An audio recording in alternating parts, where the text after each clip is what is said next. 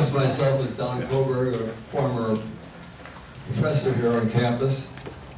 Actually, I got involved with this through Hope Dance years and years ago. I think it was probably 2002 or 3. So I've been with this for quite a while. Hope Dance has a number, dozen or 2 dozen or 3 dozen DVDs in their rental library in the Novel Experience bookstore down on Higuera Street. So if anybody wants to see any of these DVDs and not know where to get them, there are some in the local video stores, but they're all available for rent at the Novel Experience through in the Hope Dance Library. Last Sunday night on TV, there was a 2-hour documentary on the National Geographic Channel, whitewashing the White House story about how the 2 towers came down, totally eliminating any reference to Building 7, and ending with smiling faces of Osama bin Laden as the major culprit of this whole fiasco, and telling us how long do we think this bloody road of terror fighting is going to last. We can't tell you, they said, but we know that there's another big one going to happen, and that we have to maintain this war on terror endlessly. That was a 2-hour documentary on the National Geographic Channel this past Sunday night. That's why I think we're hitting a nerve at this point. I think when the corporate media and the military-industrial complex decides to invest that kind of money to change our minds from the truth, we've hit a nerve. And it's time to keep that nerve, keep that thorn in the flesh, keep that burr under the saddle. Thank you.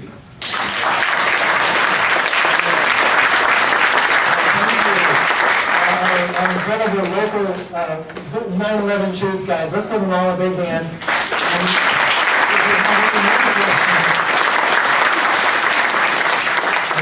Please, here's a question right here. Hi, actually, I have a comment on 9/11. I said George Bush, that little rascal, is behind this. I'm sure of it. Everybody said I was crazy. Later that day, I said that was no airplane that went into the Pentagon. That was a missile. Oh, you're crazy. You're crazy. I'm really proud of you guys for coming out. I think people want to believe their country wouldn't lie to them. I think they need to be informed. I think that the facts are much more relevant than the Easter Bunny and the Santa Claus and all that. But I think you should point out Building 7 was designed not to collapse, and that Giuliani had his private bunker there, and then later he was the hero. And so I think that's really, to me, that's really valid and important. That was no coincidence. Now, why do you feel that was valid and important? Because it is true. Mayor Giuliani had his huge bunker for managing disasters in New York from the 23rd floor of Building 7. And I usually mention that in the 2-hour, but everybody feels it's important for a different reason. I'd like to hear your opinion. I believe it's important because of the fact that it was designed to withstand a hurricane, earthquake. It's that particular floor that was designed to withstand a hurricane. Okay, all buildings in New York are designed to withstand hurricanes. That floor was doubly reinforced with heavy windows. I just think it's very peculiar, completely unusual that nobody mentioned that on 9/11, that the building came down, the hero Giuliani's private bunker where he was so secure. Nobody even mentioned it. It was as if it never even happened, and I think that is evidence of some foul play in my mind. Thank you very much. There's one thing that I'd like to say concerning the targets. Building 7 had the SEC files containing Enron's bankrupting of this state. We should all be very concerned about this. The first bit of legislature that George Bush signed when he came into office was the deregulation of the energy industry in this state, and subsequently the illegal dealings with Enron. All those files were vaporized.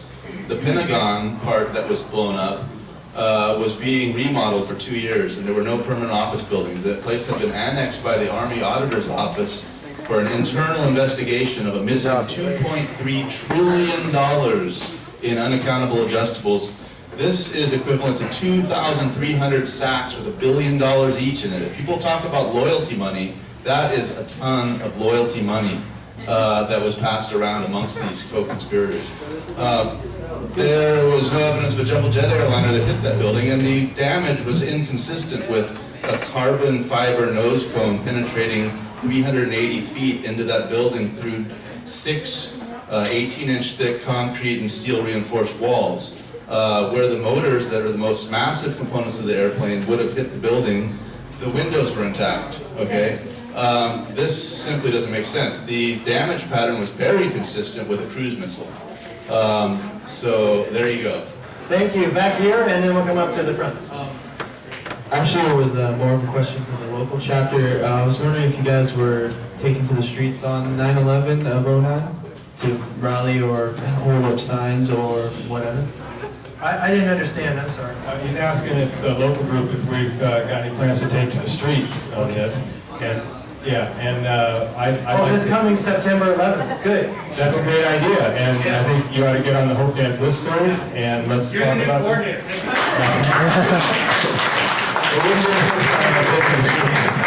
Yeah, every September 11th, there's massive demonstrations in every city, but you don't see it in the media. Let's have one here in San Luis Obispo that people will see and required to take notice. Next question's right here in the front. Well, actually, I don't really have a super question. How about a super statement? Well, you know, I've been researching this for almost 2 years, which is terrifying in itself. But what I've discovered is that George Bush Sr. made the announcement of the New World Order on September 11th, 1991. And I find it really interesting that we all of a sudden had 9/11/2001, which is exactly 10 years later. And he announced that to Congress. And it's something that seems like it's not out there very much, but it would not hurt for people to kind of look into that some more. And the terrorism thing, to me, is just a fear-mongering thing to get people to comply and give up our rights as Americans. Because I love my country, and I will fight for her. So I just wanted to let you know.